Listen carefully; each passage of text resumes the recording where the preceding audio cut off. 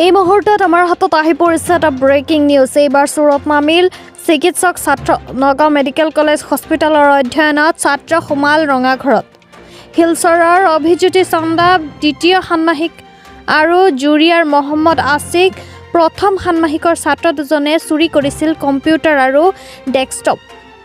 AS01 BQ 9721 চুৰি গাড়ীৰ সৈতে চালক নাজিম উদ্দিনকো গ্ৰেপ্তাৰ নগাঁও আৰক্ষীৰ। উল্লেখ্য যে শুকুৰবাৰে নিশা নগাঁও মেডিকেল কলেজ হস্পিটেলৰ পৰা চুৰি হৈছিল 7টাকৈ ডেস্কটপৰ সহ 7টা CPU।